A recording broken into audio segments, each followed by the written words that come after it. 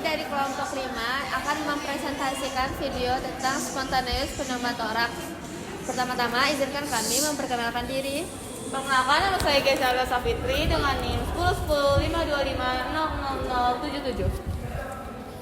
Perkenalkan, nama saya Muhammad Roja Nuda Pratama dengan NIM 1010525000093. Perkenalkan, nama saya Rindu Aisyah Turida dengan NIM 1010525000052.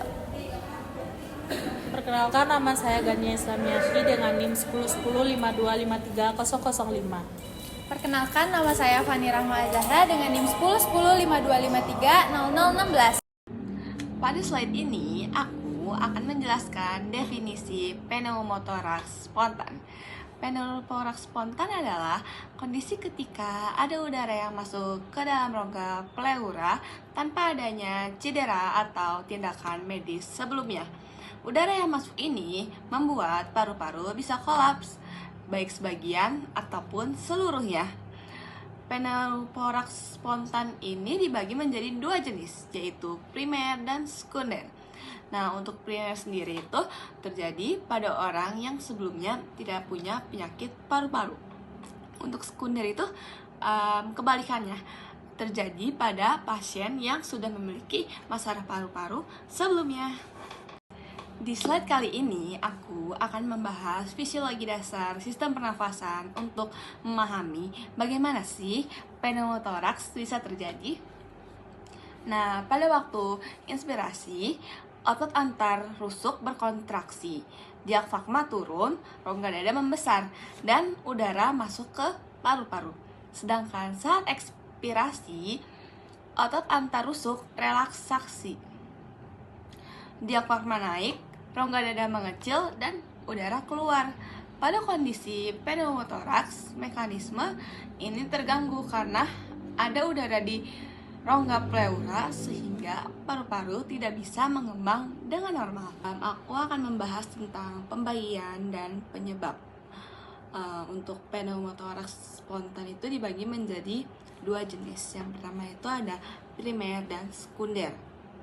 Untuk pneumotoraks spontan primer itu terjadi pada individu tanpa penyakit paru-paru sebelumnya, biasanya pada orang dengan tubuh tinggi, kurus, usia muda, dan seringkali ditemukan pada orang yang sering merokok. Terus yang kedua itu selanjutnya pneumotoraks spontan sekunder. Itu terjadi pada pasien yang memang sudah punya penyakit paru sebelumnya. Contohnya itu asma, fibrosis paru-paru, tuberkulosis, HIV, dan penyakit jaringan ikat. Menjelaskan epidemiologi metode penelitian menggunakan database sebesar Exploris untuk mencari pasien COPD dan emfisema 2015 sampai 2020, mengecualikan kasus Petromax pneumatik atau penyakit paru lain. Mereka menganalisis kemudian mengidentifikasi kasus Petromax spontan pertama magnitud reproduksi 5 tahun dan menganalisis berdasarkan ras serta gender. Insidensi SPP pertama pada 2019 sampai 2020 juga dihitung. Kesimpulan, studi besar ini menunjukkan bahwa Petromax spontan pada pasien COPD dan emfisema lebih sering terjadi pada laki-laki dan pada populasi Afrika Amerika. Implikasi klinis belum dipahami dengan baik mengapa karakteristik demografis tertentu meningkatkan kecenderungan terjadinya SSP pada pasien dengan COPD dan emfisema. Paru-paru terbagi menjadi dua bagian, yaitu ada paru-paru sebelah kanan dan juga sebelah kiri.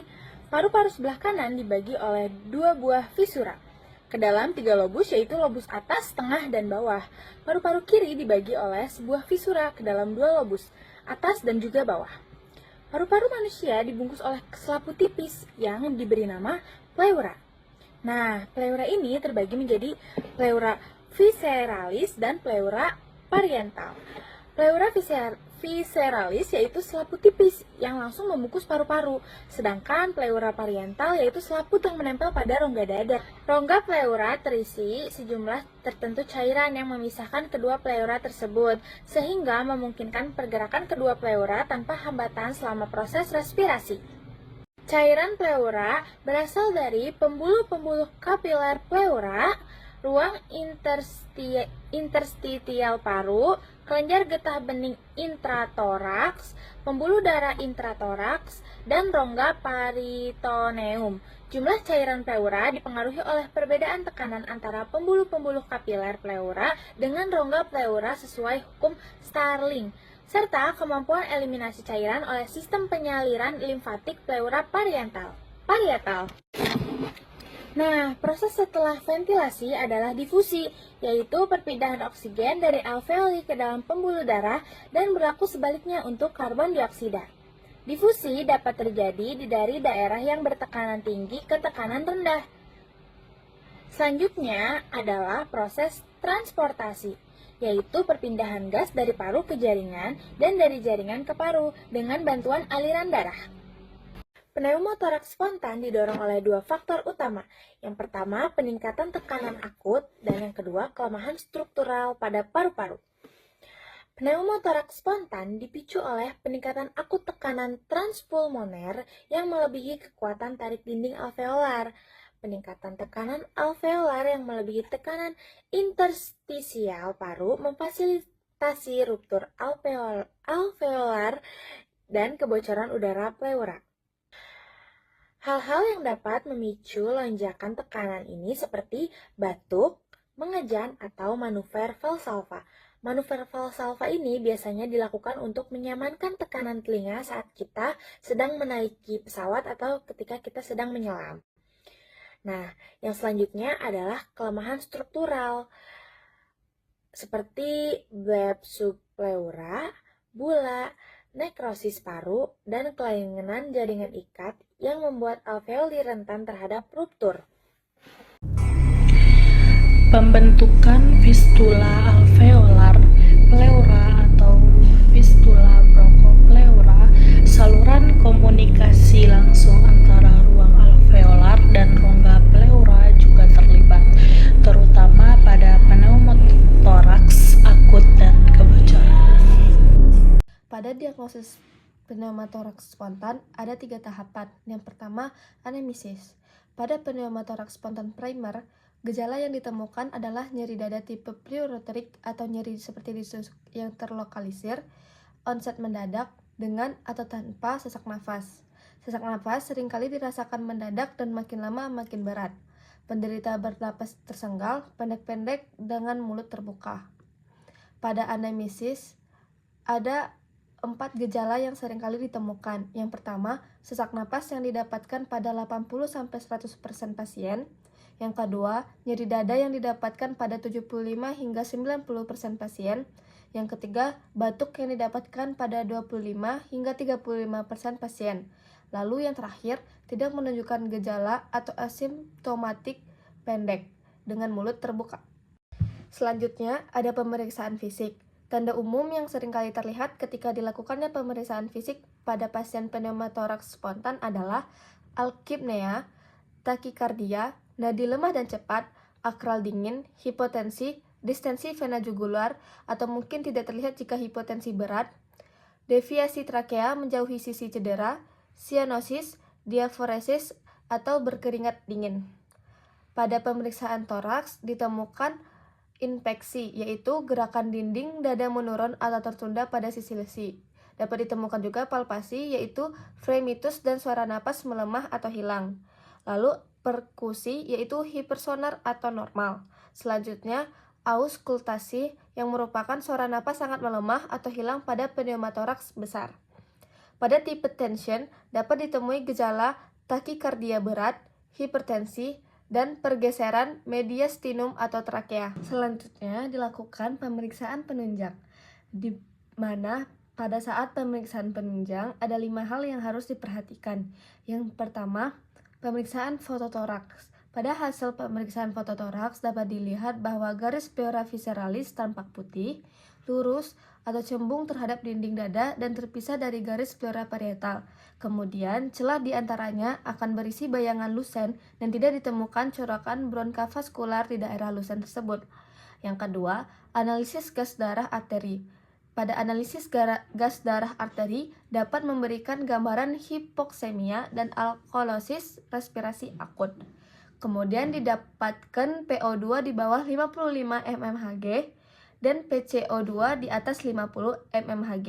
Yang terakhir, pneumotoraks primer paru kiri sering menimbulkan perubahan aksis QRS dan gelombang T prekordial pada rekaman EKG dan dapat salah ditafsirkan sebagai infrak miokard akut. Lalu ada tata laksana. Yang pertama ada observasi. Observasi dan pemberian tambahan oksigen dilakukan apabila luas pneumotoraks kecil dari 15% dari hemitoraks, apabila fistula dari alveoli ke rongga pleura telah menutup, udara dalam rongga pleura perlahan-lahan akan diresorpsi. Lalu yang kedua ada aspirasi. Aspirasi sederhana dengan jarum dan pemasangan tube torakostomi dengan atau tanpa pleurodesis dilakukan seawal mungkin pada pasien pneumotoraks yang luasnya besar dari 15%. Tindakan ini bertujuan mengeluarkan udara dari rongga pleura. Yang ketiga ada torakoskopi. Torakoskopi dengan pleurodesis dan penanganan terhadap adanya bleb atau bula. Torakoskopi adalah suatu tindakan untuk melihat langsung ke dalam rongga toraks dengan alat bantu torakoskop. Lalu ada torakotomi. Tindakan pembedahan ini indikasinya hampir sama dengan torakoskopi. Tindakan ini dilakukan jika dengan torakoskopi gagal atau jika bleb atau bula terdapat apeks paru, maka tindakan torakotomi ini efektif untuk reseksi bleb atau bula tersebut. Sekian video dari kami, kurang lebihnya mohon maaf. Wassalamualaikum warahmatullahi wabarakatuh.